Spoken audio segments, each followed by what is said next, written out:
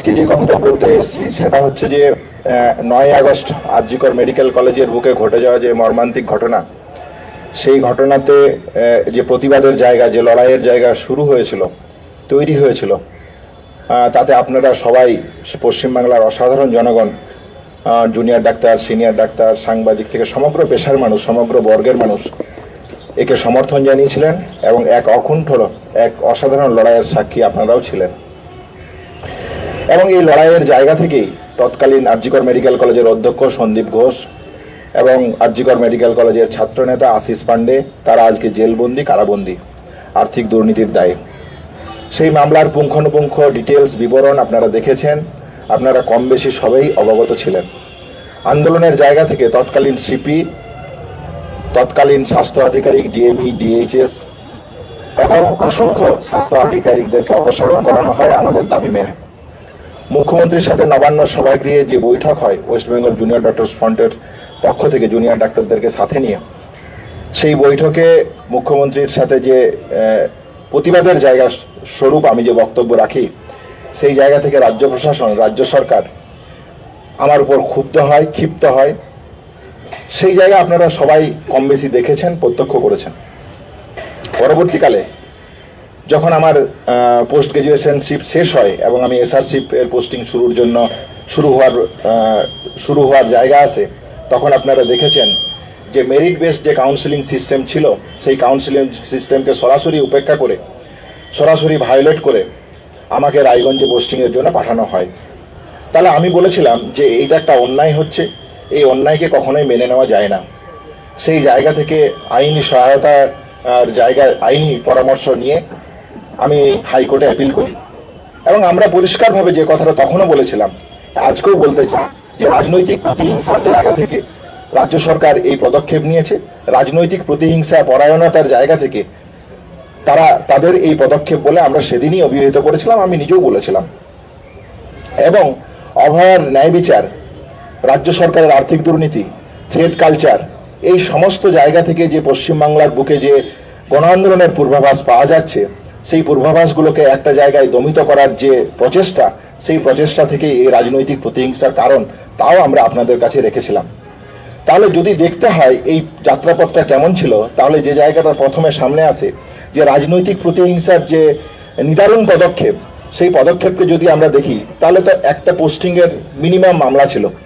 তাহলে এখানে কি করা উচিত ছিল, যে কেন আর.জি. করে পোস্টিং হবে অনিকেতের, না রায়গঞ্জে হবে, এই নিয়ে আলোচনা হতে পারত। কিন্তু অ্যাডভোকেট জেনারেল, তৃণমূল সাংসদ কল্যাণ ব্যানার্জি অ্যাডভোকেট, তারা আর্গুমেন্ট করলেন কি, না কলকাতা এর জুরিসডিকশন, যে না এর অধিকারী হাইকোর্টের এখতিয়ারই নেই, এই মামলার বিচার করার এখতিয়ারই হাইকোর্টের নেই, এই মামলার বিচার করবে স্টেট অ্যাডমিনিস্ট্রেশন ট্রাইব্যুনাল, স্যাটে। কারণ এসআর যারা, তারা সরকারি কর্মচারী। 3 মাস এই মামলার হেয়ারিং চললো, সেই জায়গাতেও রাজ্য সরকার হেরে গেল। তারপর তারা এই ঘটনাকেই কেন্দ্র করে আবার ডিভিশন বেঞ্চে যায়, সেখানেও তারা হেরে যায়।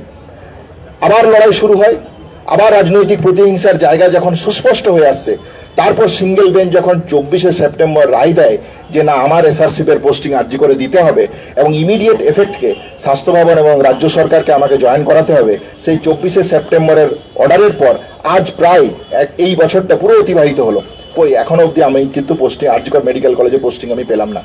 রাজনৈতিক প্রতিহিংসার চরিতার্থ করার জন্য সিঙ্গেল বেঞ্চের রায়কে চ্যালেঞ্জ জানিয়ে তারা ডিভিশন বেঞ্চে গেল। 6 নভেম্বর ডিভিশন বেঞ্চ পরিষ্কারভাবে জানিয়ে দিল যে না অনিকেত মাহাতোকে আর.জি. কর মেডিকেল কলেজেই পোস্টিং দিতে হবে, আর.জি. কর মেডিকেল কলেজেই রাখতে হবে। অথচ দেখা গেল যে এই জায়গায় ডিএমির জায়গা থেকে রাজনৈতিক প্রতিহিংসা আরো চরিতার্থ করার জন্য তারা কি করলো, তারা যে জায়গাটা করলো যে তারা অপেক্ষা করলো, চুপচাপ বসে থাকলো ডিভিশন বেঞ্চের রায়ের পরেও। আমি যখন আদালত অবমাননার মামলা নিয়ে হাইকোর্টে গেলাম, তখন তারা সুপ্রিম কোর্টে গেল এসএলপি ফাইল করতে। সুপ্রিম কোর্টের নির্দেশ দিল, পরিষ্কার নির্দেশ দিল যে না এই অন্যায় হচ্ছে এবং 14 দিনের মধ্যে, সময়সীমার মধ্যে আমাকে পোস্টিং জয়েন করাক, আমাকে পোস্টিং দেওয়া হোক আর.জি. কর মেডিকেল কলেজে, এই কথা পরিষ্কারভাবে সুপ্রিম কোর্ট জানালো। 14 দিনের সময়সীমা পেরিয়ে গেল। আমরা যখন স্বাস্থ্য ভবনে এর জন্য জানতে চাইলাম যে আমার পোস্টিং কবে দেবেন, দেখা গেল সেই জায়গাতেও যে জায়গাটাকে সামনে নিয়ে এলো, সেটা হচ্ছে বাইরে 100 মিটার বাইরে পুলিশের ব্যারিকেড দাঁড় করিয়ে, পুলিশ লেলিয়ে দিয়ে আমাদেরকে দেখাও তো, মানে পোস্টিং তো দূরের কথা, ডিএমই, ডিএইচএস, প্রিন্সিপাল সেক্রেটারির সাথে দেখা করার ন্যূনতম প্রয়োজনটুকু বোধ তারা করলেন না। তাহলে এই হচ্ছে রাজনৈতিক প্রতিহিংসার চূড়ান্ত যে অবনমনের জায়গা। আজকে যদি পশ্চিমবাংলার বুকে দেখতে হয় তাহলে এই জায়গা ছাড়া কোথায় থাকে?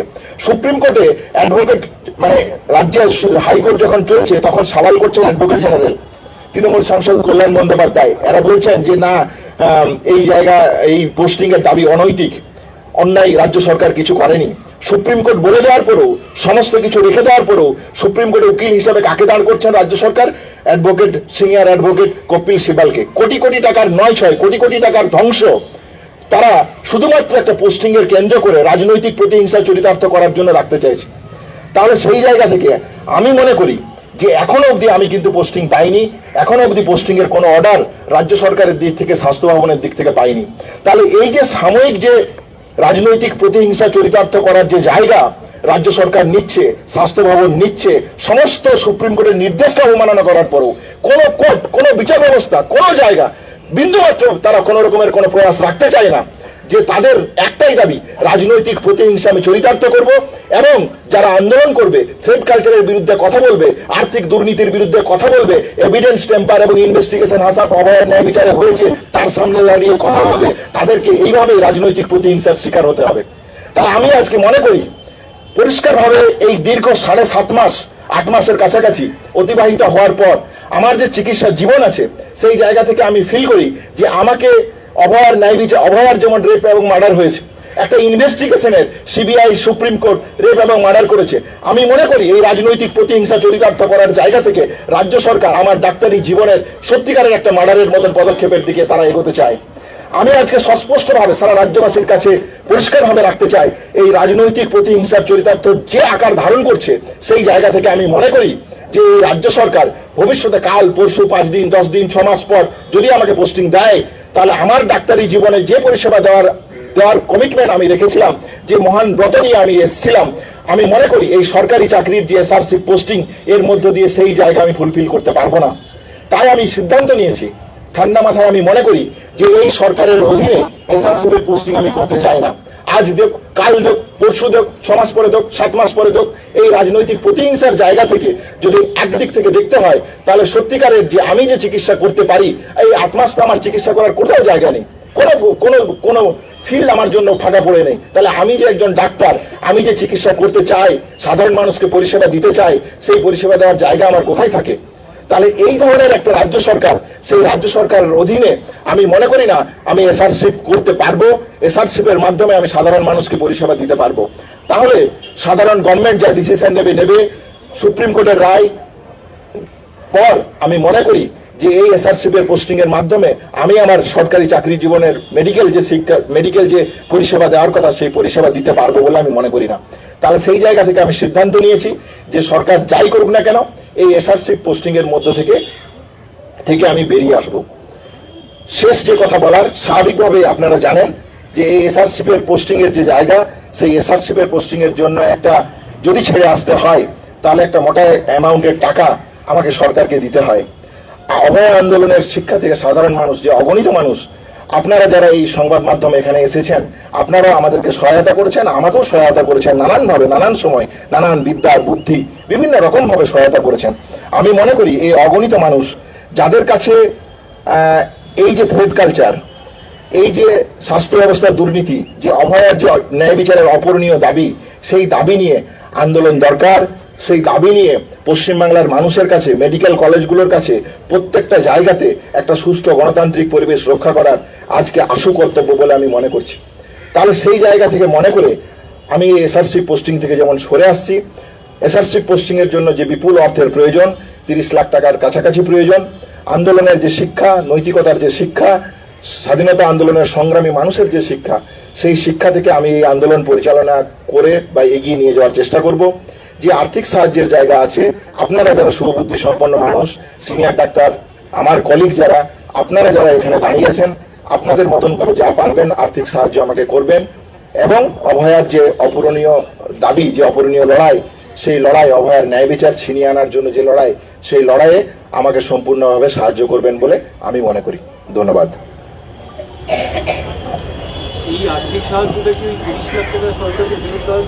হ্যাঁ, এই আর্থিক সাহায্য বন্ড পোস্টিং থেকে বেরিয়ে আসার জন্য যে 30 লাখ টাকা, তার জন্য। শুভানুধ্যায়ী মানুষের কাছে আবেদন রাখছি যে তারা যেন এই সহায়তা আমাকে করে, এটাই তাদের কাছে একটা অ্যাপিল বা আবেদন বলতে পারেন, এইটুকুই। হয়েছিল তাদের প্রত্যেকেরই আইনি খরচ বা যা খরচ সেটা দিচ্ছিল WBZ। তাহলে এক্ষেত্রে যদি আপনি সিদ্ধান্ত নেন এসআরশিপ ছাড়ার, তাহলে এই টাকাটা আপনি সাধারণ মানুষের কাছে চাইছেন, আপনি অর্গানাইজেশনের সাথে কেন কথা বলছেন না? প্রত্যেকেই দেখুন, West Bengal junior doctors fund যারা সহযোদ্ধা, যারা এদের সাথে সম্পর্ক শুধুমাত্র এদের সাথে আর সম্পর্ক নেই বা সুকর্তব্য নেই এরকম নয়। এদের সাথে আমার যোগাযোগ অত্যন্ত হৃদয়ের এবং আত্মিক যোগাযোগ, শুধুমাত্র যে একটা সংগঠনের স্বার্থে যোগাযোগ এরকম যোগাযোগ নয়। তাহলে স্বাভাবিকভাবেই এদের সাথে আমার যোগাযোগ এখনো থাকবে, ভবিষ্যৎ আগেও ছিল, এখনো থাকবে, ভবিষ্যতেও থাকবে। তাহলে স্বাভাবিকভাবেই তাদের কাছেও আমি আবেদন রাখবো, তারা যদি মনে করে যে আমার এসআরসি পোস্টিং ছেড়ে আসাটা যুক্তিযুক্ত, আমাকে আর্থিক সাহায্য করা প্রয়োজন, তাহলে করতে পারে। কিন্তু প্রত্যেকটা কর্মীর কাছে, প্রত্যেকটা সহযোদ্ধার কাছে এই অ্যাপিল, শুধুমাত্র যে ওয়েস্ট বেঙ্গল জুনিয়র ডক্টরস ফান্ডের কাছে আমার অ্যাপিল নেই এরকম তো নয়। প্রত্যেকটা সহযোদ্ধার সাথে যে লড়াই লড়েছি, আপনারা তার সাক্ষী থেকেছেন। আমি তাদের থেকে সেই পদ থেকে পদত্যাগ করেছি, মানে তাদের সাথে আর আমার কোনো সম্পর্ক নেই, শুধু সাংগঠনিক সম্পর্ক ছিল এরকম তো নয়। তাদের সাথে আমার যোগাযোগ অত্যন্ত হৃদয়ের। তাহলে প্রত্যেকের সাথে আগের যেভাবে যোগাযোগ ছিল সেইভাবেই যোগাযোগ রাখবো। সেই জায়গা থেকে তারা যদি মনে করে যে হ্যাঁ সাহায্য করবে, তাহলে সেই সাহায্য না, এই সিদ্ধান্ত আমার ব্যক্তিগত সিদ্ধান্ত।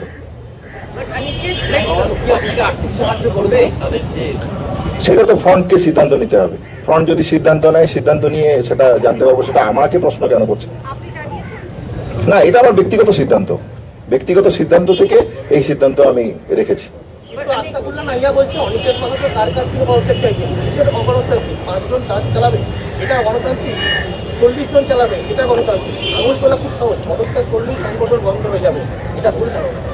না, আসফাক যে কথা বলেছে তার প্রতি আমি সমস্ত রকমের শ্রদ্ধা রেখেই বলছি যে আমি পরিষ্কারভাবে আমার পদত্যাগে জানিয়েছি যে কেন এটা বেআইনি এবং কেন এটা অগণতান্ত্রিক। তাহলে সেই জায়গা থেকে আমার অবস্থান আমি সম্পূর্ণরূপে পরিষ্কারভাবে স্পষ্ট করেছি। আমি বলেছি যে ট্রাস্টের যে ডিড আছে, নতুন যে কমিটি তৈরি হতে পারে, নতুন কমিটি তৈরি হোক, নতুন কমিটিকে ইম্পাওয়ার করা হোক, এটা তো আমারও মত ছিল। তাহলে দ্বিমতের জায়গা কোথায়? যেটা আগে বলেছি, আজকেও বলেছি, সেটা হচ্ছে যে আমাদের যে ট্রাস্ট আছে সেই ট্রাস্টের যে ডিড, সেই ডিডের মধ্যে এই এক্সিকিউটিভ কমিটিকে ইনকর্পোরেট করা প্রয়োজন। যদি আমরা ইনকর্পোরেট না করি তাহলে সত্যিকারের তাকে ইম্পাওয়ার করা হয় না।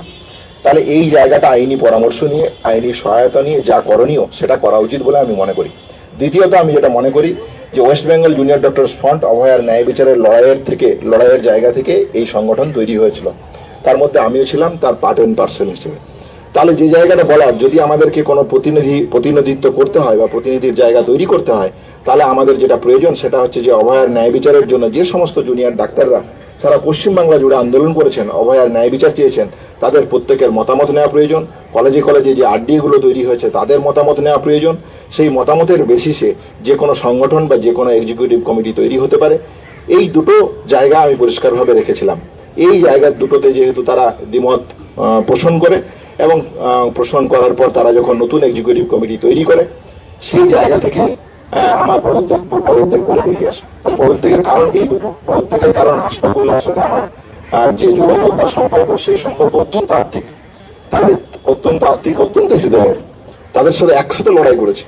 তাহলে কখনোই তাদের সাথে আমার ব্যক্তিগত কোনো ক্ষোভ, আক্রোশ বা আমার ব্যক্তিগত কোনো চা পাওয়ার জায়গা তাদের কাছে আমার থাকতে পারে না।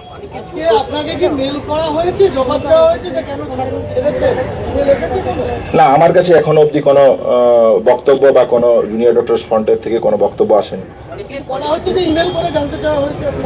না, আমার কাছে এখনো কিছু আসেনি। যদি এসে থাকে, আমি যে সময় আপনাদের সাথে কথা বলছি, এখনো অব্দি আমার কাছে আমি অন্তত কিছু পাইনি। দুটো প্রশ্ন। আপনি বলছেন আসফাকুল্লাহর সাথে আপনার আন্তরিক সম্পর্ক, হৃদয়ের সম্পর্ক, তবে সে একসাথে লড়াই করেছেন, বিভিন্ন অভিযোগ থেকে শুরু করে লড়াইয়ের ময়দানে আপনারা একসাথে বারবার থেকেছেন। সেখানে দাঁড়িয়ে আপনি যে কমিটি, যে ফ্রন্ট তৈরি হলো, আপনাদের মতো কয়েকজনকে একেবারে মাথায় করে একেবারে মূল স্রোতে দেখা গেছে বারবার সামনে সাইডে ছিলেন, সেখানে আপনি ছাড়ছেন, আসফাকুল্লাহ অন্যরকম মন্তব্য করছেন, হৃদয়ের বা আর্থিক সম্পর্ক কিন্তু আচমকা 2 বছরের মধ্যে এরকম জায়গায় এরকম একটি পরিণতি পেলে যেখানে আপনাকে ছাড়তে হচ্ছে, আপনার কথা শোনা হচ্ছে না, আপনার মতে সেইভাবে গুরুত্ব দেওয়া হচ্ছে না, কেন? হাজার মত আসতে পারে, কিন্তু প্রশ্ন যেটা হচ্ছে সেটা হচ্ছে যে সম্পর্কটা আত্মিক এবং হৃদয়ের কোন জায়গা থেকে। যে অভয়ার ন্যায় বিচারের যে লড়াই, সেই লড়াইয়ে কাঁধে কাঁধ মিলিয়ে আমি, আশফাকুল্লাহ নায়া, দেবাশিস হালদার থেকে শুরু করে সবাইকে আপনারা যারা চেনেন তারা একসাথে লড়াই করেছে। তাহলে এই জায়গা থেকে হৃদয়ের, এই জায়গা থেকে আত্মিকের, এই আন্দোলনের স্পর্শের জায়গা থেকে আত্মিকের, তাহলে যে কথাটা বলার সেটা হচ্ছে যে আমি মনে করেছি যে এই যে দুটো কারণ, এই দুটো কারণ ছাড়া কোনো ওয়েস্ট বেঙ্গল জুনিয়র ডক্টরস ফ্রন্টের প্রতিনিধিত্ব তৈরি করা উচিত নয় বলে আমি মনে করি। তাহলে সেই জায়গাটা আমার দ্বিমতের কারণ, সেই দ্বিমতের জায়গা থেকে আমি বেরিয়ে এসেছি। বাকিরা যদি সঠিক মনে করে তাহলে তারা সেই অনুযায়ী কাজ এগিয়ে নিয়ে যেতে পারবে। ওয়েস্ট বেঙ্গল জুনিয়র ডক্টরস ফ্রন্টের নতুন যে কমিটি তৈরি হয়েছে বা এক্সিকিউটিভ বোর্ড তৈরি হয়েছে, সেই বোর্ড যদি আন্দোলনের ধারাকে বজায় রেখে এগিয়ে যায়, এর থেকে খুশি আমি কি হতে পারি। But Aniket, in future, have they accepted your resignation? আমি যখন ইলেকশন হয়, ভোট তৈরি হয়ে যায়, তারপর তো আর আলোচনার কোনো জায়গা থাকতে পারে না। তাহলে আলোচনার জায়গা তখনই থাকতে পারে যখন আমার যে দ্বিমতের কারণ সেই নিয়ে যদি আলোচনা হয়, তাহলে আলোচনার জায়গা থেকে আলোচনা হতে পারে। হাজার আলোচনা অতীতেও হয়েছে, হাজার আলোচনার মধ্য দিয়ে আমরা সলিউশন বার করেছি, এগিয়েছি। কিন্তু যখন দেখা যায় যে সলিউশন আর আসছে না, বক্তব্য কোনো জায়গায় আমরা এক সিদ্ধান্তে আসতে পারছি না, তখন কি করব? তখন বেরিয়ে আসা ছাড়া আর তো কোনো উপায় থাকে না। But in future, West Bengal Junior Doctors Front যদি বলে কি we need you, I mean, ওরা যে মুভমেন্ট ইয়ে করবে, will you be, you know, walking along with them? Yes, yes. Exactly. যে দেখুন, আন্দোলনের জায়গা থেকে তো বেরিয়ে আসার কোনো কথা নয়। অতীতে এই ঘটনা ঘটতেই পারে যে অতীতে একসাথে আমরা কোনো আন্দোলন করছি, হতেই পারে। তাহলে আমি ওয়েস্ট বেঙ্গল জুনিয়র ডক্টরস ফ্রন্টের যে এক্সিকিউটিভ কমিটি তৈরি হচ্ছে, নতুন কমিটি তৈরি হচ্ছে, সেই নিয়ে আমার কিছু দ্বিমতের জায়গা আছে। তাহলে আমার দ্বিমত তো আন্দোলন নিয়ে নয়। তারা যদি থ্রেড কালচার নিয়ে আন্দোলন করে, সেখানে রাজ্য সরকারের বিরুদ্ধে থ্রেড কালচার আন্দোলন করে, আমি থাকবো না কেন? তারা যদি সেই জায়গায় আমাকে রাখে, সবচেয়ে আগে আমি দাঁড়িয়ে থাকবো, তাহলে আমি থাকবো না কেন? আর্থিক দুর্নীতির বিরুদ্ধে যদি লড়াই হয়, রাজ্য সরকারের যে আর্থিক দুর্নীতি আজ দেখা যাচ্ছে প্রকাশ্যে, তার বিরুদ্ধে যদি লড়াই হয়, আমি থাকবো না? এসআরশিপ সিনিয়র রেসিডেন্টের বা জুনিয়র ডাক্তারদের বিরুদ্ধে যদি রাজনৈতিক প্রতিহিংসা হয়, যার শিকার আজকে আমি, তাহলে তার বিরুদ্ধে আমি সামনে দাঁড়াবো না? কেন দাঁড়াবো না? তাহলে অতীতে আন্দোলন হতেই পারে।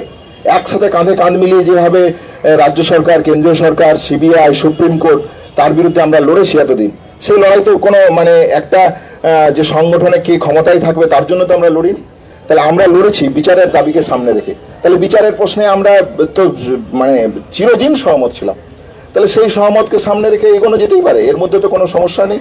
কিন্তু আমার দ্বিমতের জায়গা থেকে কারণ আমি পরিষ্কারভাবে রেখেছি, জানিয়েছি, সেই জায়গা থেকে আমি বেরিয়ে এসেছি।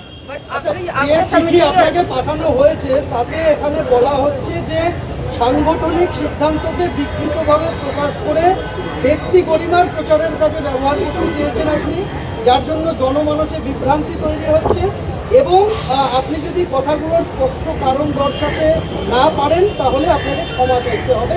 আপনাকে পাঠানো চিঠিতে WBJDF। দেখুন, যে কথা, যদি এই চিঠি তারা দিয়ে থাকে এবং এই চিঠি যদি পাই আমি, তাহলে স্বাভাবিকভাবে আমি আমার মত সেখানে রাখবো, মত জানাবো। কিন্তু যে কথাটা বলার সেটা হচ্ছে যে আমার মত আমি তো ওয়েস্ট বেঙ্গল জুনিয়র ডক্টরস ফ্রন্টের মধ্যে বহুবার জানিয়েছি। এটা তো নতুন করে আর কিছু জানাতে হবে বলে আমি মনে করি না। কিন্তু তারা যদি চায় তাহলে সেই জায়গা থেকে আমার মতামত রাখার যে জায়গা যদি বলেন, এই মতামত আমি ওয়েস্ট বেঙ্গল জুনিয়র ডক্টরস ফ্রন্টের ভিতরে আমার পদত্যাগপত্র পাঠানোর আগে অবধি আমি বহুবার রেখেছি, বহুভাবে এই মতামত আমি রেখেছি। তাহলে নতুন করে আর কি জানতে চাইছে বা আর কি বলার আছে নতুন করে, সেটা তো আর নতুন করে বলার কিছু আছে বলে আমার মনে হয় না। তাহলে আমি আমার মতামত পরিষ্কারভাবে আমার ফ্রন্টের যারা সাথী তাদের কাছে আমি আমার মতামত পরিষ্কারভাবে রেখেছি। অনেকের জুনিয়র ডক্টর ফ্রন্ট বানানো তৈরি অভয়ের নামকে সামনে মানুষ এটা বিশ্বাস করে, রাইট? তুমিও এটার অংশ ছিল, রাইট? তোমার বিশ্বাসটা নিশ্চয়ই এফেক্টেড হয়েছে, তাই তুমি ওখান থেকে বেরিয়ে এসছো। যারা জুনিয়র ডক্টর ফ্রন্টে বিশ্বাস করেছে, তুমি বললে সবার সঙ্গে গাদ্দারি করেছে, মুভমেন্টের সঙ্গে গাদ্দারি করেছে জুনিয়র ডক্টর ফ্রন্ট। এই কথা আমি কখনোই মনে করি না। এই কথা আমি মনে করি না, এই জন্য মনে করি না যে West Bengal junior doctors front যে লড়াই লড়েছে অভয় ন্যায় বিচারকে কেন্দ্র করে, সেই লড়াইয়ের মধ্যে আমি যেমন ছিলাম, সেই লড়াইয়ের মধ্যে বাকি যারা সাথীরা তারাও ছিল। তাহলে সেই লড়াই একটা সত্যিকারের একটা ঐতিহাসিক লড়াই। সেই লড়াই প্রত্যেকে লড়েছে, সেই লড়াইয়ের অঙ্গীকার, সেই লড়াইয়ের মানে প্রত্যেকের জায়গা কোনো নাই। শুধুমাত্র ওয়েস্ট বেঙ্গল জুনিয়র ডক্টরস ফ্রন্টকে আপনারা যারা সংবাদ মাধ্যমে এখানে আছেন তারা যে ভূমিকা গ্রহণ করেছে সেই ভূমিকাও তুলনীয়। ফলে শুধুমাত্র যে শুধুমাত্র West Bengal junior doctors front, সংবাদ মাধ্যম, এছাড়াও সাধারণ নাগরিক, সাধারণ মানুষ যে অকুণ্ঠ সমর্থন জানিয়েছে এই লড়াইকে। ফলে এই লড়াইয়ের সাথে কখনোই আমি মনে করি না West Bengal junior doctors front কোন রকমের কোনো পরিহাস করেছে বা কোন রকমের কোনো গাফিলতির জায়গা রেখেছে। সবার সাথে সিদ্ধান্ত হয়েছে, সবার আলোচনার মাধ্যমেই আমরা আমাদের West Bengal junior doctors front আমরা যাইভাবেই তাকে ডাকুন না কেন তারা সেই আন্দোলন পরিচালনা করেছে এবং সেই আন্দোলনের যে সমালোচনায় থাকুক, যে আলোচনায় থাকুক, তার যতই মানে ভালো জায়গা থাকুক, খারাপ জায়গা থাকুক, সবটারই আমি পার্ট অ্যান্ড পার্সেল। এর বাইরে কোনোটার বাইরেই আমি নিজেকে দেখি না। ডক্টর, তাহলে আপনাকেই তো আপনার লড়াইয়ের সতীর্থ দাদার প্রশ্ন সূত্রেই বলছে, তারাই আপনাকে ক্ষমা চাওয়ার দাবি করছে, মানে কোথাও লজ্জিত, অপমানিত, খারাপ লাগা কাজ করছে, যাদের সাথে লড়লেন তারা আপনাকে ক্ষমা চাইতে বলছে। আমি তো বারবার যে কথা বলেছি যে ওয়েস্ট বেঙ্গল জুনিয়র ডক্টরস ফ্রন্টের ভিতরে তাদের যদি যে সংবাদ থেকে যে প্রশ্ন জানতে পারলাম, সেই প্রশ্ন যদি আসে তাহলে এর উত্তর আমি ফ্রন্টের ভিতরে বারবার দিয়েছি। এরপরেও যদি এই প্রশ্ন থাকে তাহলে তার উত্তর দেওয়ার জায়গা সব রকম ভাবেই আছে। কিন্তু যে জায়গাটা বলতে চাইছেন সেটা হচ্ছে ওয়েস্ট বেঙ্গল জুনিয়র ডক্টরস ফ্রন্টের যে সহকর্মীরা, সেই সহকর্মীদের সাথে আমার সম্পর্ক শুধু একটা সাংগঠনিক সম্পর্ক তা নয়। তাদের সাথে আমার সম্পর্ক এই আন্দোলনের মধ্য দিয়ে গড়ে ওঠা একটা হৃদয়ের সম্পর্ক, একটা আত্মিক সম্পর্ক। তাহলে সেই সম্পর্ক তাদের সাথে আমার দিক থেকে আমার জীবনের শেষ মৃত্যু অবধি তাদের সাথে আমার এই সম্পর্ক থাকবে। এই সম্পর্ক আমি সম্পূর্ণরূপে বজায় রাখার সব রকমের চেষ্টা করব। আপনি যে কথাটা বললেন এবং যে দুটো প্রশ্ন এলো তার পরিপ্রেক্ষিতে কোনো অংশ কি মনে হয় যে আপনার সংগঠন এবং আপনি মুখ্যমন্ত্রীর সামনে দাঁড়িয়ে বলেছিলেন যে ম্যাডাম এই হচ্ছে এবং আমি আপনাকে একটা গণশত্রু বানানোর চেষ্টা করছি, এটা বলবেন? না, যদি বলেন যে মুখ্যমন্ত্রীর কাছে সামনে প্রতিবাদ বা নবান্নের মিটিং এ যে প্রতিবাদ, সেই জায়গা থেকে রাজনৈতিক প্রতিহিংসা চরিতার্থ করার যে চেষ্টা, সেই চেষ্টা আমার উপর হচ্ছে, কথা সত্য। সেই চেষ্টা আসফাকুল্লাহ নায়ার উপর হচ্ছে, এটাও সত্য। সেই কথা দেবাশিস হালদারের উপর হচ্ছে, এটাও সত্য। তাহলে এই রাজনৈতিক প্রতিহিংসা যে শুধু আমার অনিকেত মাহাতোর উপর হচ্ছে আর বাকি ফ্রন্টের বাকি যারা আছে তাদের উপর হচ্ছে না, এটা আমি মনে করি না। আমাদের যে West Bengal junior doctors front যে অভয়া ট্রাস্ট, সেই ট্রাস্টকে নিয়ে তো রাজ্য সরকার নানান অভিযোগ করেছিল, কিন্তু বিধাননগর থানা, বিধাননগর কোর্ট সেই জায়গা তো সম্পূর্ণরূপে খারিজ করেছে। তাহলে স্বাভাবিকভাবে রাজনৈতিক প্রতিহিংসা যে শুধু আমার উপর হচ্ছে এ কথা তো আমি কখনোই বলতে পারি না। West Bengal junior doctors front প্রত্যেকটা সাথী, প্রত্যেকটা জায়গাতে এই সংগঠনকে রাজ্য সরকার নানানভাবে মেলাইন করার চেষ্টা করেছে, নানানভাবে হেনস্থা করার চেষ্টা করেছে। তাহলে এই কথা তো দিনের আলোর মতন পরিষ্কার। তাহলে সেই রাজনৈতিক প্রতিহিংসার কথা যদি আপনি বলেন তাহলে এই কথা সত্য যে ওয়েস্ট বেঙ্গল জুনিয়র ডক্টরস ফ্রন্টকে যেভাবে রাজনৈতিক প্রতিহিংসার শিকার হতে হয়েছে, এ কথা তো আজ সমস্ত জনমানসে খুব পরিষ্কার। তার শিকারের মতো আমিও। তাহলে সেই রাজনৈতিক প্রতিহিংসার জায়গা থেকে আমি আজকে মনে করছি যে এই এসআরসিপি পোস্টিং সরকার যদি দেয়, সেই দেওয়ার পরেও আমি আমার মানে নর্মাল যে ডাক্তারি এসআরসিপির যে পোস্টিং এর চালিয়ে যাওয়া, সেটা আমি করতে পারবো বলে মনে করি না। তাহলে সেই জায়গা থেকে আমি মনে করছি যে আমি সরকার পোস্টিং দেবে কি দেবে না তার ব্যাপার, এখনো অব্দি আমাকে পোস্টিং দেয়নি। এই পোস্টিং এর মধ্যে আমি আর যেতে চাই না, এইটা আমি পরিষ্কারভাবে আপনাদের কাছে রাখছি। আপনি যে অভিযোগের কথা বলছিলেন তার মধ্যে অন্যতম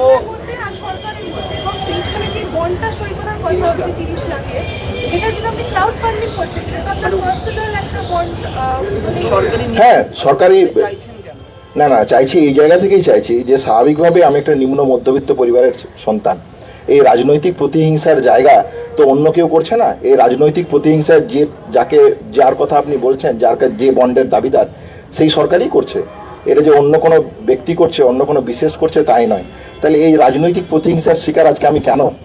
আর এই রাজনৈতিক প্রতিহিংসার শিকার হচ্ছে আজকে আমি এই জন্য ন্যায় বিচার এভিডেন্স টেম্পার বা ইনভেস্টিগেশন যারা করেছে তারা এই সরকারের মদতপুষ্ট কর্মচারী বা মদতপুষ্টের জায়গা থেকে এই কাজ করেছে। তাহলে রাজ্য সরকারের যে আর্থিক দুর্নীতি অভয় আন্দোলনকে কেন্দ্র করে এক্সপোজ হয়েছে, যার জন্য তৎকালীন অধ্যক্ষ সন্দীপ ঘোষ জেলে, ছাত্রনেতা আশিস পান্ডে জেলে, সেটা তো এই রাজ্য সরকারের মধ্যেই পড়ে। যে থ্রেড কালচার কলেজে কলেজে তৃণমূল সন্ত্রাস চালাতো, সেই সন্ত্রাস তো এই রাজ্য সরকারের এই ছাত্রদল দ্বারা। তাহলে স্বাভাবিকভাবে এই প্রতিহিংসার জায়গা থেকে যে এই লড়াইয়ের থেকে আমি অ্যাপিল করেছি, আমি আবেদন করেছি শুধুমাত্র। কেউ যদি মনে করেন যে না অনিকেত আমি দেবো না তোমাকে, তাহলে আমি কারো কাছ থেকে জোর করে নিতে যাব না। তাহলে নর্মাল যা প্রসিডিওর আছে, নর্মাল যা যেভাবে টাকা জোগাড় করা যায় সেইভাবে জোগাড় করে দেবো। আমি এটার সাথে এটা স্টেল করে বলতে চাইছি, আপনাদের লিডেই লেখা ছিল যে যদি কোনো ডক্টর এরকম কোনো সিচুয়েশনে পড়ে তখন WBJDM এর অ্যাকাউন্ট থেকে তাদের হেল্প করা হবে। সো ইন দ্যাট কেস আপনি কি কোনো হেল্প পাবেন ফাইন্যান্সিয়ালি? না, আমি তো এই কথা খুব পরিষ্কারভাবে বলেছি যে আমি অ্যাপিল করছি সবার কাছে। আমি অ্যাপিল করছি এই সংবাদ মাধ্যমে এখানে যারা দাঁড়িয়ে আছে তাদের কাছেও অ্যাপিল করছি। রাস্তায়, পাড়ায়, মোড়ে যারা আমাকে চেনেন, যারা আমার এই দাবির সাথে সহমত, এসআর পোস্টিং ছেড়ে আসার পিছনে তো আমি একটা দাবি রাখছি যে কেন আমি ছেড়ে আসছি। আমার তো ইচ্ছে হয়নি যে না বাবা ছেড়ে দিয়ে আজকে, সেরকম তো নয়।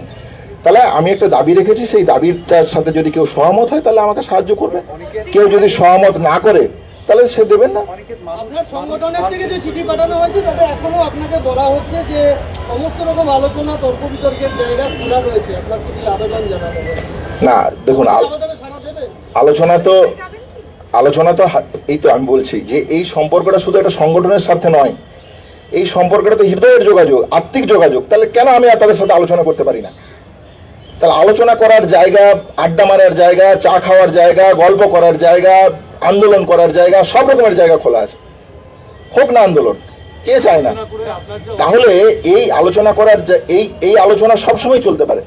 কিন্তু যখন আমি বারবার বলছি যে দেখো এই জায়গাটাকে দ্বিমত, এইটা নিয়ে আলোচনা হোক, এইটা নিয়ে আলোচনা হওয়া প্রয়োজন, তখন এই আলোচনা কোথায় ছিল? তাহলে নতুন কমিটি তৈরি হয়ে গেল, নতুন বোর্ড তৈরি হয়ে গেল, সমস্ত আলোচনাকে সাইডে রেখে তারপর এই আলোচনার ফলপ্রসূ কি? তাহলে কি বলতে চাই সেটা আমি শুনতে পারি, জানতে পারি, তারপর বাকি চিন্তা করবো। না, কি আলোচনা করতে চাই সেটা শুনি আগে, তারপর তো বাকি সিদ্ধান্ত। ক্রাউড ফান্ডিং যখন করে কেউ, ক্রাউড ফান্ডিং এর হ্যাঁ, পোস্টিং ছাড়তে গেছেন, এটা কি স্বাস্থ্য দপ্তরে জানিয়েছেন? লিখিত দিয়েছেন? না এখনো অবধি জানাইনি, আপনাদের সবার কাছে রাখলাম। এরপর হচ্ছে যে যেহেতু কন্ডেম অফ কোর্টের মামলা চলছে, তাহলে সেই ক্ষেত্রে কিভাবে এই প্রসিডিওরটাকে প্রসিড করা যায় সেই বিষয়ে জেনে এই বিষয়ে পরবর্তী পদক্ষেপ নেব। ক্রাউড ফান্ডিং এর নিজস্ব একটা অ্যাকাউন্টেবিলিটি থাকা দরকার। আপনারা অভয়ের নামটাকে সামনে রেখে জুনিয়র ডক্টরস ফান্ড একাধিকবার টাকা তুলেছেন, সেই ফান্ডটা থেকে আপনি বেরিয়ে আসছেন, আপনার অ্যাকাউন্টেবিলিটি ওখানে নেই। আপনি এখন আবার টাকা চাইছেন, ক্রাউড ফান্ডিং চাইছেন নিজের ব্যক্তিগত স্বার্থে। মানুষ আপনাদের বিশ্বাস করবে না। অভয় প্রাণকে বিশ্বাস করলে মানুষের বিশ্বাস চাইবেন, সেই প্রাণটাই আপনি ছেড়ে আসেন। আরেকটা জিনিস, সেকেন্ড প্রশ্ন, আপনি এখন বলছেন যে সল্টলেকের বিধাননগরের কোর্ট, বিধাননগর পুলিশ কমিশনারের ইনভেস্টিগেশনকে স্টে করে দিচ্ছে, আপনি সেই কোর্টের রায়টাকে মান্যতা দিচ্ছেন। ঠিক তেমনি সুপ্রিম কোর্ট কিন্তু একবারও সিবিআইয়ের ইনভেস্টিগেশনের সন্দেহ প্রকাশ করেনি। আপনারা সুপ্রিম কোর্টের অবজারভেশনে কেন মান্যতা দিচ্ছেন না? আপনি এখনো বলছেন এভিডেন্স ট্যাম্পার করা হয়েছে, আপনি বলছেন এর মধ্যে অনেকে ইনভলভ আছে।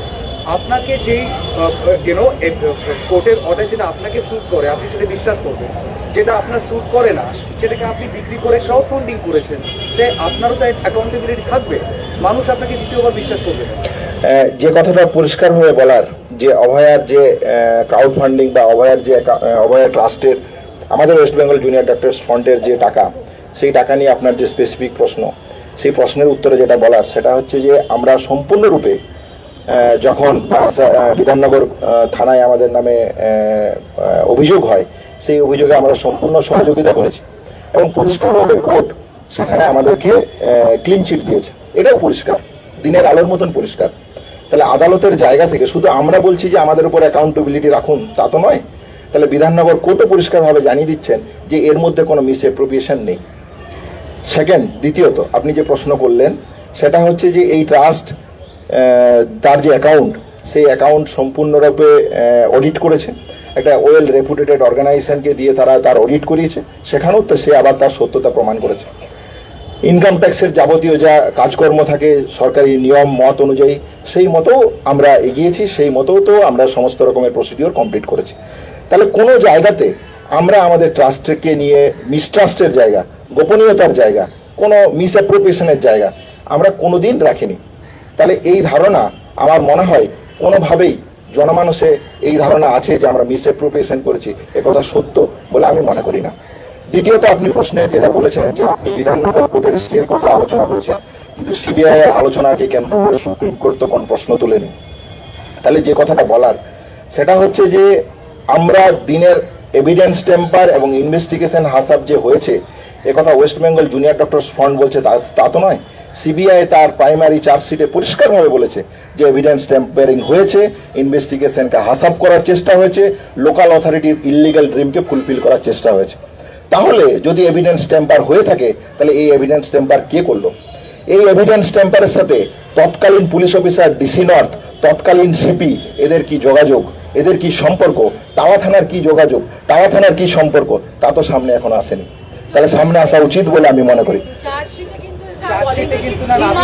প্রাইমারি সিবিআই এর প্রাইমারি যে চার্জশিট, সেই চার্জশিটের পরিষ্কার ক্লজে পরিষ্কারভাবে বলা আছে যে এভিডেন্স টেম্পার এবং ইনভেস্টিগেশন হাসাব হয়েছে। যদি না হয় তাহলে আমার মনে হয় আপনার নতুন করে চার্জশিটটা দেখা উচিত, পড়া উচিত। আপনি যেটা বলছেন এভিডেন্স হাসাব বা ট্যাম্পারিং যেটা সেটা রিমান্ড লেটারে লেখা হতো। যখন ফাইনাল চার্জশিট দেওয়া হয়েছে সেখানে কিন্তু এভিডেন্স ট্যাম্পারিং এর যে প্রমাণ সেরকম যে মানে কিছুটা ইনিশিয়ালি পাওয়া গিয়েছিল, কিন্তু সেটা যে ইনভেস্টিগেশনটাকে হ্যাম্পার করেছে, তাহলে কাউকে না কাউকে অ্যাকাউন্টেবল করা হতো। এখনো কিন্তু সিবিআই সেটা করে না। এই জায়গায় তো আমার প্রশ্ন যে এভিডেন্স টেম্পার প্রাইমারি চার্জশিটে পরিষ্কারভাবে যে জায়গা বক্তব্য আছে, তাহলে সেই জায়গা থেকে এভিডেন্স টেম্পার এবং ইনভেস্টিগেশনের হাসাবের যে জায়গা আছে, সেই জায়গা থেকে তো এই জায়গাটাকে অত্যন্ত পরিষ্কারভাবে সামনে আসা উচিত যে যে অ্যাকাউন্টেবিলিটির যে জায়গা, সেই অ্যাকাউন্টেবিলিটি নেবে না কেন? আমি অ্যাকাউন্টেবিলিটি নিচ্ছি তো, আমি আমার পরিষ্কার অ্যাকাউন্টেবিলিটি নিচ্ছি এই জায়গা থেকে। আমি আমি আমি বলছি তো এভিডেন্স টেম্পার এবং ইনভেস্টিগেশন হাসাব হয়েছে, এবং এই এভিডেন্স টেম্পার ইনভেস্টিগেশন হাসাবের জায়গা থেকে যারা অ্যাকাউন্টেবিলিটি, সেই অ্যাকাউন্টেবিলিটি নেওয়া উচিত, সেই অ্যাকাউন্টেবিলিটির দায় পরিষ্কারভাবে সিবিআই ইনভেস্টিগেশনের সামনে আসা উচিত। এবং আমার বলা শেষ করিনি, তারপর আপনি দেখবেন। এবং না না তো না না আমি তো আমার বক্তব্য এখন সুস্পষ্ট এবং পরিষ্কার। আমি আমার তো তারপরে আরো হাজার কথা বলার আছে, তাহলে আমি হাজার কথা বলবো না কেন? তাহলে যে হ্যাঁ দেখাচ্ছি আপনাকে, আমি দেখাচ্ছি এরপর যে কথা বলার বিশ্বাস করেছিল অনেকে, প্লিজ দেখিয়ে দিন। আপনার বলা হয়ে গেলে বলবো আমি। আপনি ওটা দেখিয়ে দিন, আপনি এভিডেন্সটা যেটা বলছেন এভিডেন্স ট্যাম্পার করা হয়েছিল ওটা দেখিয়ে দিন চার্জশিট। আমার বলা হয়ে গেলে আমি বলবো, আমার বলা হয়ে গেলে আপনার প্রশ্নের উত্তর আমি দেবো। দ্বিতীয়ত যে প্রশ্নের সমাধান এখনো হয়নি, যে সিএসএফএল এর যে ডিএনএ রিপোর্ট, সেই সিএসএফএল এর ডিএনএ রিপোর্টে একথা পরিষ্কারভাবে বলছে যে 3D স্ক্যানিং করে তারা দেখেছে সেমিনার রুম সহ সংলগ্ন এলাকা, সেখানে কোনো ধস্তাধস্তি বা সেখানে কোনো ফাইটিং বা স্ট্রাগলিং এর কোনো রকমের সাইন সিমটম নেই তারা। তাহলে সিন অফ ক্রাইম কোথায়? তাহলে সিএসএফএল এর যে রিপোর্ট, সেই সিএসএফএল এর রিপোর্ট 4 নম্বর পয়েন্ট দিন, আপনি দিন, আমি পড়ে দিচ্ছি, আপনি দিন, আমি পড়ে দিচ্ছি, আমি পড়ে দিচ্ছি, আমি পুরোটাই পড়ে দিচ্ছি, আমি পুরোটা পড়ে বলে দিচ্ছি।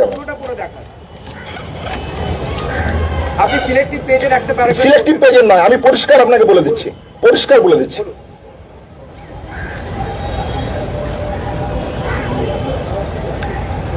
Except the mattress located on the wooden state, no biological stain could be detected on the floor surface in the seminar room which was stayed on the place of the offense. 1 number point. 2 number point যেখানে বলছে সেখানে পরিষ্কারভাবে বলছে যে the cut mark যেখানে আছে, যে জায়গাটাকে কাটমার্ক আছে, however the evidence of the possible struggle shown by the victim to the assailant or fight in between them found missing in the shown area of the occurrence, that is wooden stage matrix and adjoining area inside the seminar room. পরিষ্কারভাবে লেখা আছে, আপনার বক্তব্যের কথা পরিষ্কারভাবে লেখা আছে। তাহলে ইনফারেন্সে যে কথা পরিষ্কারভাবে বলা আছে সে কথা আপনারা অবমাননা করছেন কেন? তাহলে এই কথা পরিষ্কারভাবে দিনের আলোর মতন পরিষ্কার আপনি দেখাতে বললেন, আমি দেখিয়ে দিলাম তো, আমি পুরোটা পড়েই আমি বলছি।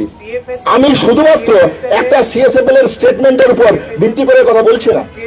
তৃতীয়ত যে কথা বলার সেটা হচ্ছে যে প্যানেল তৈরি করা হয়েছিল অভয়ার ন্যায় বিচারকে, অভয়ার পোস্টমর্টমের ফাইন্ডিং সহ সামগ্রিক জায়গা থেকে, সেই জায়গা থেকে যে কথা বলছে যে একাধিক ব্যক্তি যে এই ঘটনায় জড়িত থাকতে পারে, সেই কথা কখনোই রুল আউট করা সম্ভব নয়। তাহলে একজন ব্যক্তি কিভাবে থ্রোটলিং করলেন, থ্রোটলিং করলো এবং হচ্ছে যে কি বলে তার যে একুইজড সেই একুইজড করলো, রেপ একুইজড করলো, স্মুথারিং, থ্রোটলিং এবং রেপ একুইজড করলো। এই একুইজিশন একজন ব্যক্তি কিভাবে একা করতে পারে? তাহলে এর যে সায়েন্টিফিক এভিডেন্স, ডিএনএ প্রোফাইলে যে জায়গা আছে, সেই ডিএনএ প্রোফাইলের জায়গা থেকেও আজকে দিনের আলোর মতন এই ঘটনা পরিষ্কার যে এই ঘটনায় একাধিক ব্যক্তি জড়িত আছে। তাহলে একাধিক ব্যক্তি যদি জড়িত থাকে তাহলে সেই জায়গা উঠে আজকে, তাহলে এই প্রশ্ন যদি আজকে আন্দোলনের জায়গা থেকে আন্দোলনের হিসেবে আমি না তুলি, তাহলে কে তুলবে? এই কথাই আমার বলার। অনেকে বলা হচ্ছে যে ব্যক্তি স্বার্থে আপনি এই সমস্তটা করেছেন বা আপনার বিরুদ্ধে অভিযোগ করেছে যা করেছেন ব্যক্তি স্বার্থে এটা করেছেন, ব্যক্তি স্বার্থ সর্বস্ব সিদ্ধান্ত। এবং বলা হচ্ছে যে যেখানে অচিতে 5 জন ছিল সেখানে বাকিরা যারা রাস্তায় নেমে কাজ করলো তাদেরকে সামনে আনার জন্য যে কমিটি গঠন করা, সেটা তো অসুবিধা কি ছিল? সেটা তো আপনাকেও বলা হয়েছিল বারবার করে, আপনি ওখানে মানতে চান। তাহলে এইখানে যে প্রশ্নটা আসছে সেটা হচ্ছে যে বাকিদেরকে নিয়ে কমিটি তৈরি করা, এই কমিটি তৈরি করা হোক, এই সিদ্ধান্তের সাথে আমিও সহমত ছিলাম। এটা প্রথম কথা। দ্বিতীয় কথা হচ্ছে যে তাহলে বাকিদেরকে আনার যে প্রশ্ন, এই প্রশ্ন যদি আনতে হয় তাহলে কিভাবে আসা উচিত যে অভয়ার ন্যায় বিচারের সাথে যারা এই আন্দোলনের সাথে যারা ছিল তাদের প্রত্যেককে মেডিকেল কলেজের যে 26টা মেডিকেল কলেজের ছাত্রছাত্রীরা যাতে অংশগ্রহণ করেছিল জায়গা সামনে আনা উচিত বলে আমি মনে করি। তাহলে এই জায়গাটাকে যদি আমি সামনে যদি না আনি তাহলে এই ধরনের যে নতুন কমিটি তৈরি হচ্ছে সেই কমিটি যে সত্যিকারের অভয় আন্দোলনে ওয়েস্ট বেঙ্গল জুনিয়র ডক্টরস ফ্রন্টের যে ট্রু রিপ্রেজেন্টেটিভ, সেই রিপ্রেজেন্টেশন একটা অর্থে প্রতিনিধিত্ব, যে ট্রু প্রতিনিধিত্ব, সেই প্রতিনিধিত্ব কোনো না কোনো অংশে খর্ব হচ্ছে বলে মনে হয় আমার। সেই জায়গা থেকে আমি মনে করেছি যে এইভাবে যদি তৈরি হয় তাহলে আমার থাকা উচিত নয়। ব্যক্তি স্বার্থের কথা আপনি যে কথা বললেন সেই পরিপ্রেক্ষিতে এই কথা বলতে হয় যে ব্যক্তি স্বার্থে, হ্যাঁ, ব্যক্তি স্বার্থের কথা যদি আসে তাহলে ব্যক্তি স্বার্থের কোনো এখানে জায়গা নেই। আমি আমার দ্বিমত রেখেছি, এই দ্বিমতের জায়গা থেকে মনে হয়েছে যে না এগিয়ে যাওয়া যায়, তারা এগিয়েছে। আমার মনে হয়েছে যে না, আমি এই জায়গা থেকে এই জায়গাটাকে মেনে এগোনো সম্ভব নয়, তাই আমি বেরিয়ে এসেছি। আরেকটা কথা বলা হচ্ছে যে আপনাদের যে কমিটি গঠন হবে সেটা ইলেকশনটা যে হবে তার জন্য হোয়াটসঅ্যাপে পোল করে ভোট নেওয়ার জন্য আপনিও তাদের ভোট দিচ্ছেন। 2 নম্বর কথা বলা হচ্ছে যে যদি রেজিগনেশনই দেবেন সেটা ইলেকশন শেষ হওয়ার 1 মিনিট আগে কেন? না, যে কথা বলা সেটা হচ্ছে যে ইলেকশন হবে, ভোট হবে, নতুন কমিটি তৈরি হবে, এর সাথে তো আমি সহমত, বারবার বলছি। নতুন কমিটি তৈরি হোক, এই জায়গাটা তো আমিও চাই। আমি চাই West Bengal junior doctors front অভয়ার ন্যায় বিচারতে যারা লড়াই করেছে তাদের ট্রু রিপ্রেজেন্টেশন বা ট্রু প্রতিনিধিত্ব আসুক। এই জায়গাটা যখন না আসছে, এই জায়গাটাতে আমি আপত্তি। তাহলে প্রথম কারণ হচ্ছে যে ওই ভোটে ঠিক করার প্রসঙ্গে আপনার প্রশ্নের উত্তরে। দ্বিতীয় প্রশ্নের উত্তর যেটা, সেটা হচ্ছে এইটা যে 1 মিনিট আগে বা 2 মিনিট আগে কেন? তাহলে হচ্ছে যে আমি আমার মতামত পরিষ্কারভাবে জানিয়েছি। কেন দ্বিমতের জায়গা সেগুলোতে তার আগে এই নিয়ে আলোচনা হয়েছে, এই নিয়ে মিটিং হয়েছে, কিন্তু সহমত করানো বা মেনে নেওয়ার জায়গা বা নতুন করে আলোচনা তৈরি করার জায়গা আমি তৈরি করতে পারিনি। 1 মিনিট আগে যে কথা বলা হচ্ছে এই কথা সম্পূর্ণ ভুল। কাউন্সিল ইলেকশন যে সময় সকাল 11টা থেকে শুরু হয়, ঘোষণা শুরু হয়, আমি পাঠিয়েছি ওই 6:30 দিকে 7টার দিকে। তারপর তো রেজাল্ট আউট হয়েছে অনেক রাতে, অনেক পরে। তাহলে 1 মিনিটের যে কথা বা 2 মিনিটের কথা বা 10 মিনিটের কথা বা 15 মিনিটের কথা বলা হচ্ছে, এই কথা সত্য নয়। আচ্ছা, আরেকটা বিষয়, আপনাদের এই মতানৈক্য, ডাব্লিউবিজেডির মতানৈক্য আন্দোলন চলার সময় পরোক্ষভাবে হলো সামনে এসছে 28 ঘন্টা 20 ঘন্টায় চিঠি যে মতানৈক্য হতো না বলে এতক্ষণ আপনাদের আলোচনা হতো, কিন্তু তারপরেও একটা জায়গায় আপনারা সহমত পৌঁছতেন। এমন কি ঘটলো যে যেখানে আপনি মনে করলেন যে আলোচনার জায়গা খোলা নেই? আমি যে জায়গাটা মনে করি সেটা হচ্ছে যে যদি আমি মতামত বা দ্বিমত পোষণ করছি যে নতুন এক্সিকিউটিভ কমিটি বা বডি কিভাবে তৈরি হবে এই নিয়ে, তাহলে যদি আমি এইভাবে এই মতামতের বেসিসে তৈরি করি, সেই মতামতটাই যদি না থাকে, তারপর যদি এক্সিকিউটিভ কমিটি তৈরি হয়ে যায়, পাবলিশ হয়ে যায়, প্রকাশের জায়গায় চলে আসে, তাহলে তো আর তারপর বলে আর কি হবে? আমরা প্রকাশ করিনি, কিন্তু কমিটি তো তৈরি হয়েছে, এ কথা তো তারা স্বীকার করছে। তাহলে কমিটি যদি তৈরি হয়েই যায়, তাহলে কমিটি তৈরি হয়ে যাওয়ার পর আর আলোচনার জায়গায় কি থাকতে পারে? কমিটি তো তুমি করে নিলে, তার আগে আলোচনায় বসো, তার আগে আলোচনা হোক, তার আগে আমার যুক্তি যদি ভুল থাকে আপনারা পরিষ্কারভাবে সেটা রাখুন। এই আপনি যে কথা বলেছেন এ কথা তো সত্য। আন্দোলনের মাঝখানে কি মত পার্থক্য হয়নি? মত পার্থক্য তো হয়েছে, আমরা একসাথেই এগিয়েছি। তাহলে যখন দেখা যাচ্ছে যে এই মত পার্থক্যের জায়গাটা আর মান্যতার জায়গাতেই থাকছে না, তাহলে সেখানে আর আলোচনা করে কি করবো, সেই জায়গা থেকে পদত্যাগ পাঠাবো। জুনিয়র ডাক্তারবাবু যেটা বলছে যে আপনার কাছে আবেগের আন্দোলনের আবেগের কোনো গুরুত্ব নেই, শুরু থেকেই আপনি আইনি লড়াই করতে বড় বেশি না, আইনি লড়াই আমার পোস্টিং নিয়ে লড়তে হচ্ছে, এ কথা তো সত্য, এ কথা আপনারাও জানেন, এটা দিয়ে কি নতুন করে কি বলবো। তাহলে যে কথা বলার সেটা হচ্ছে যে, এবং অভয়া ট্রাস্ট নিয়ে যে লড়াই, সেখানেও তো কোর্টে স্বাভাবিকভাবে আমাদেরকে যেতে হয়েছে, লড়াই করতে হয়েছে, আমরা জয়লাভ করেছি।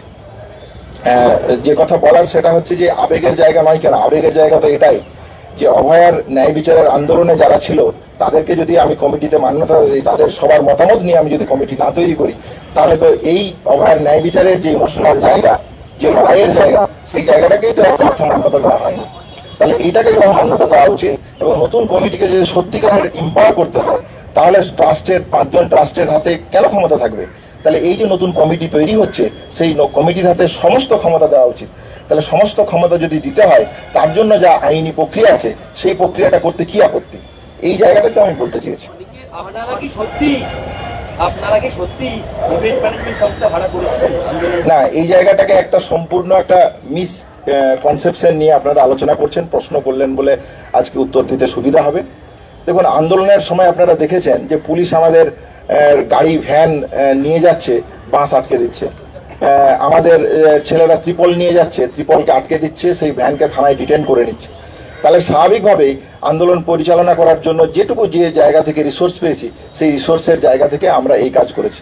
কোন ইভেন্ট সংস্থা আমাদের আন্দোলনকে ম্যাপিং করে দিয়েছে বা আমাদের আন্দোলনকে পরিচালনা করে দিয়েছে, এই ধরনের জায়গা আপনারা তো অনেকে ছিলেন আমাদের সাথে, আন্দোলনের দিনের পর দিন রাত কেটেছেন, থেকেছেন। আমার মনে হয় এই প্রশ্ন অন্তর প্রশ্ন, কোনো রাজনৈতিক উদ্দেশ্য না থাকলে আমার মনে হয় এরকমের প্রশ্ন আসার কোনো বাধ্যবাধকতা নেই। আপনারা দিনের আলোর মতন দেখেছেন সবকিছু। আন্দোলন দেখেছি, আমরা রাতও কাটিয়েছি, সব মানছি।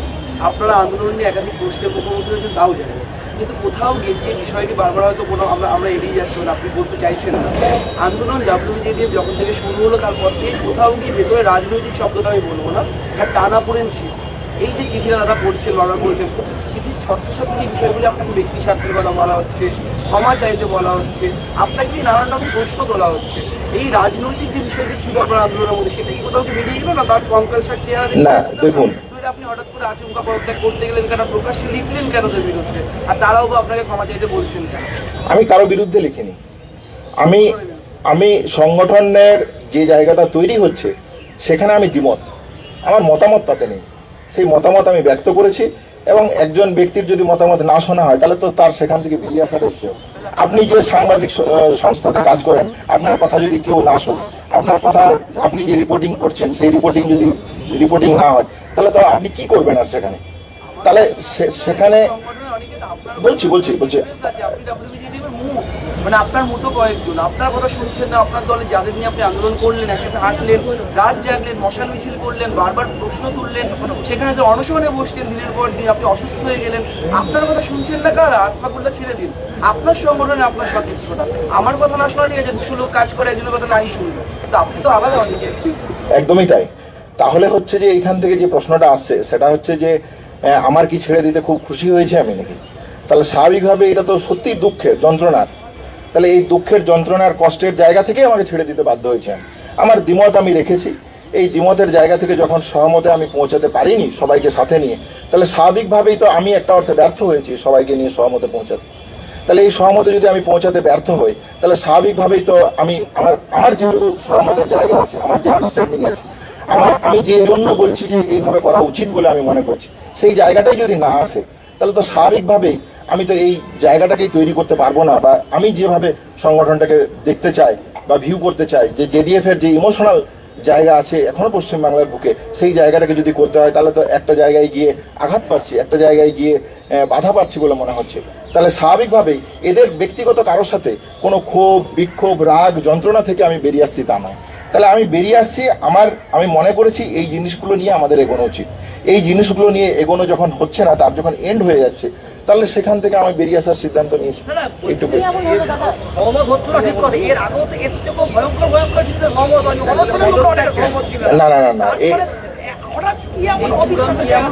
না, অবিশ্বাসের জায়গা, অবিশ্বাসের কোনো জায়গা নেই।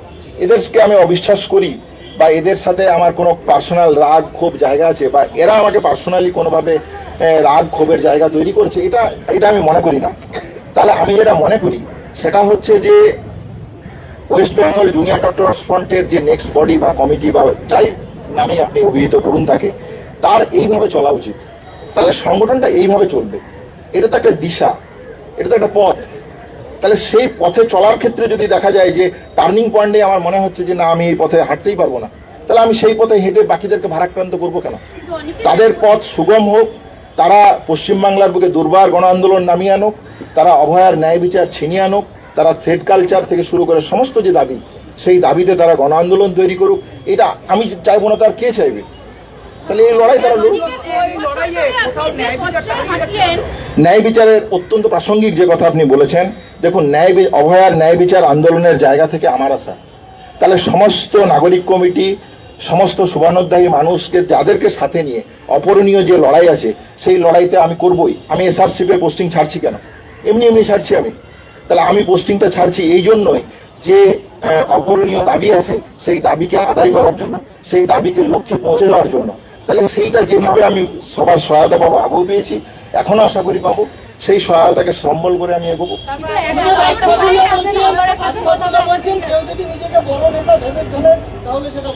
না, আমি নিজেকে বড় নেতা কখনোই মনে করি না। ফলে কে কিভাবে মনে করছে এটা নয়, আশফাকের সাথে আমার সম্পর্ক অত্যন্ত হৃদয়ের, অত্যন্ত আত্মিক। কেন এ কথা বলেছে আমি তাকে জিজ্ঞাসা করতে পারি, এর বাইরে আমার এই নিয়ে নতুন করে কিছু বলার নেই। সম্পর্ক বলছেন 1 বছরেরও বেশি সময় ধরে আপনাদের উত্তাল আন্দোলন আমরা সাক্ষী থেকেছি, কোথাও কি পথটা চিনতে বা হৃদয়ের সম্পর্কগুলো চিনতে আপনার ভুল হয়ে গেল না, নাকি সবটাই ক্ষমতার লড়াই? West Bengal junior doctors front যে লড়াই লড়েছে, যে সাথীদের সাথে আমি লড়াই লড়েছি, সেই সাথীদের সাথে ওই লড়াই নিয়ে আমার বিন্দু মাত্র কোনো মনোমালিন্য নেই। যে মনোমালিন্য ছিল, যে মনোমালিন্য বিভিন্ন পলিসি নিয়েছিল, সেগুলো আমাদের মধ্যে আলোচনা হয়েছে, সেই আলোচনার মাধ্যমে রিজলভ হয়েছে। তাহলে স্বাভাবিকভাবেই তারা যে লড়াই করেছে, সেই লড়াইয়ের কোনো অংশে যে ক্ষমতার কোনো দখলের পরিহাস ছিল বা ক্ষমতা দখলের কোনো অন্য কোনো উদ্দেশ্য ছিল, অন্য কোনো এজেন্ডা ছিল, এর কথা আমি মনে করি না। ওয়েস্ট বেঙ্গল জুনিয়র ডক্টরস যে ফ্রন্ট যে লড়াই লড়েছে বা এখনো আশা করি যা লড়বে, সেই লড়াই ইতিহাসের পাতায় স্বীকৃতি হয়ে থাকবে। আমি আমার মতন করে আমার জীবনের জায়গা রেখেছি, West Bengal junior doctors front তার মতন করে এগোবে। কি আন্দোলন থেমে যাচ্ছে, এটাই কি পরিষ্কার হচ্ছে? এই কথা তো আমি মনে করি না, কারণ এসআরসিপির পোস্টিং আমি ছেড়ে দিচ্ছি। কেন ছাড়ছি? তাহলে ছাড়ছি এই জায়গা থেকে যে যে জায়গাগুলো বাকি আছে সেই জায়গাগুলো নিয়ে আন্দোলন হওয়া প্রয়োজন, সেই জায়গাগুলোকে নিয়ে লড়াই হওয়া প্রয়োজন। তাহলে সেই জায়গা থেকে আমার আগামী দিনে যেটা আগেও দেখা গেছে যে তোমাদের WBJDF একটা সময় পর রাজনীতির একটা প্রচ্ছন্ন আমরা খবর থেকে দেখেছি। আজকে তুমি সরকারের বিরুদ্ধে বলছো, সরকার এটা তোমাকে করছে, তোমার সাথে প্রতিহিংসামূলক আচরণ করছে, এসআরসি ছেড়ে দিচ্ছ। আগামী দিনে কি রাজনীতি তোমাকে দেখা যাবে? এরকম কোনো জল্পনা তৈরি হচ্ছে? না, এই মুহূর্তে এই রকমের জল্পনার কোনো আশা আপনারা রাখবেন না। এরকম আশা রাখলে আপনারা আশাহত হবেন বলে আমার মনে হয়। But Aniket, will you be, since you walked out from the front, will you be, thinking of forming another junior না, নতুন সংগঠন তৈরি করা বা নতুন সংগঠনের পরিকল্পনা এই মুহূর্তে আমার নেই। ফলে যদি এই লড়াই লড়তে লড়তে এসআরসি পোস্টিং ছাড়ছে, আন্দোলনটা করবো বলেই তো। তাহলে এই আন্দোলন করতে গিয়ে যদি দেখা যায় যে নতুন কোনো সংগঠন তৈরি করার কখনো কোনো প্রয়োজন আছে, তাহলে সেটা মানে এই মুহূর্তে এই ধরনের কোনো ভাবনা চিন্তা আমার মধ্যে নাই। এই মুহূর্তে আমার মধ্যে একটাই ভাবনা চিন্তা আছে যে এসআরসিপি রাজনৈতিক প্রতিহিংসার জায়গা থেকে এসআরসিপি ছাড়া, এটা 1। 2 হচ্ছে যে অভয়ার ন্যায় বিচারের যে অপূরণীয় দাবি, সেই দাবিকে অ্যাচিভ করা। থ্রেড কালচার এবং রাজ্যের স্বাস্থ্য দুর্নীতি সহ যে অসংখ্য জুনিয়র ডাক্তারদেরকে নিয়ে দাবি আছে, সেই দাবিগুলোর দাবি দাবা নিয়ে আন্দোলন তৈরি করা এই রাজ্য সরকারের বিরুদ্ধে।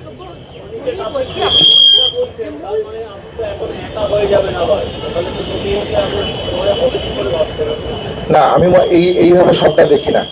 আমি যেটা দেখি সেটা হচ্ছে ধরুন যেদিন সেমিনার রুমের বাইরে দাঁড়িয়ে ছিল, সেদিন যেমন বিভিন্ন ছাত্রছাত্রী ছিল, আবার এই ছাত্রছাত্রী জুনিয়র ডাক্তাররা মিলে আন্দোলন তৈরি হয়েছে। আপনারা যে কথা আপনারাও স্বীকার করেছেন যে West Bengal junior doctors front যে আন্দোলন করেছে, সেই লড়াই এক অনন্য লড়াই। তাহলে সমস্ত ছাত্রছাত্রীকে নিয়েই সেই লড়াই শুরু হয়েছিল। তাহলে স্বাভাবিকভাবেই এইভাবেই এই লড়াইকে কেন্দ্র করে আমরা এগিয়ে যাব।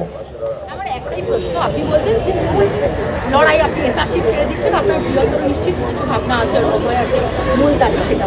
আপনি নিশ্চয়ই একা লড়বেন না, উনি যে প্রশ্নটা করলেন, হয়তো ভবিষ্যতে আপনি কোনো ফ্রন্ট গঠন করতে পারেন। সেখানেও আপনার দ্বিমত হতে পারে, আপনি আবার বেরিয়ে আসবেন, তাহলে মূল জায়গাটা তো সেকেন্ডারি হয়ে যাচ্ছে। মানুষ বিশ্বাস করবে কাকে? না, আপনি যে জায়গাটা ধরে নিচ্ছেন যে আমি একটা নতুন ফন্ড তৈরি করব, এই ধারণাটাই ঠিক নয়। এককভাবে তো লড়াই করবেন না নিশ্চয়ই। না না, অগণিত সাধারণ মানুষ আছে, আপনারা আছেন, বিভিন্ন নাগরিক কমিটি আছে, বিভিন্ন সাধারণ মানুষ আছে, এরা কি লোক না নাকি? কোন একটা ফন্ড বা কোন একটা গ্রুপ আমাকে লাগবেই কোনো জায়গা করতে গেলে, এরকম তো কোনো মানে হয় না। অবহার ন্যায় বিচারে অগাধে অগাধে মানুষ নেমেছে, তাহলে কেউ তো কোনো সংগঠনের দিকে তাকিয়ে অবহার ন্যায় বিচারের আন্দোলনে আমি যাব একথা ভেবে তো কেউ আসেনি। তাহলে এই লড়াই করতে গিয়ে ফ্রন্ট তৈরি হয়েছে, এই লড়াই করতে গিয়ে বিভিন্ন নাগরিক কমিটি তৈরি হয়েছে, এই লড়াই করতে গিয়ে বিভিন্ন সংগঠন তৈরি হয়েছে, তারা আবার তাদের মতন করে লড়াই করছে, এইটা প্রসেস।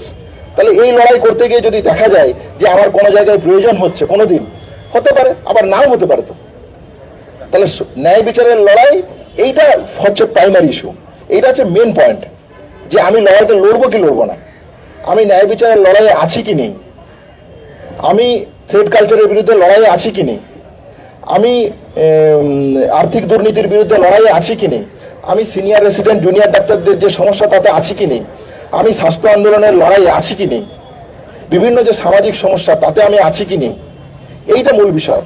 তারপর XY Z হাজার কিছু তৈরি হতে পারে, হাজার কিছু নাও হতে পারে, এগুলো আপনারা এই মুহূর্তে কল্পনার মধ্যে আমার দিক থেকে আবেদন থাকবে, আনবেন না। বলছি আলাদা কোনো মঞ্চ কি করার কথা ভাবছেন? না, এই মুহূর্তে বিন্দু মাত্র কোনো ভাবনা নেই। প্রয়োজনও নেই মনে করি। না, প্রয়োজন আছে বলে আমি মনে করি। কোনো যে পদক্ষেপ আপনারা নিয়েছেন বা সরকারের বিরোধিতার পথে গিয়ে যে সমস্ত সরকারের সঙ্গে আপনাদের মনোমালিন্য রয়েছে, সেই নিয়ে কোনো আক্ষেপ আছে?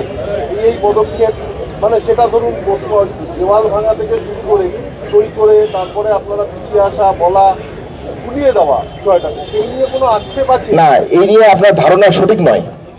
এই নিয়ে আপনি যে প্রশ্ন করছেন বা ধারণা রাখছেন, সেই ধারণা সঠিক নয়। প্রথম কথা, এই ধারণা সঠিক নয়। দ্বিতীয় কথা হচ্ছে যে West Bengal junior doctors front যে আন্দোলন করেছে, সেই আন্দোলন ঠিক ভুল, কতটা ঠিক কতটা ভুল, কত পার্সেন্টেজে ঠিক কত পার্সেন্টেজে ভুল, এই নিয়ে হাজার আলোচনা হতে পারে, এই নিয়ে হাজার মত পার্থক্য হতে পারে। আমাদেরকে আপনারা শুলে চড়িয়ে দিতে পারেন, জেডিএফকে শুলে চড়িয়ে দিতে পারেন, আমিও সেই জেডিএফ এর পার্ট, ফলে সেগুলো ওনারা করতেই পারেন, এটা নিয়ে আমার কোনো দ্বিমত নেই। কিন্তু আমি যা করেছি বা West Bengal junior doctors front যে লড়াই লড়েছে, এই আন্দোলন নিয়ে আমাদের মনের মধ্যে কোনো খেদ নেই, কোনো রিগ্রেট নেই। আরো ভালো ভালো খবর দেখতে কিন্তু লড়াই নানান শিক্ষা দেয়, লড়াই নানান অনুভূতি দেয়, সেই শিক্ষাগুলো আমরা নিয়েছি।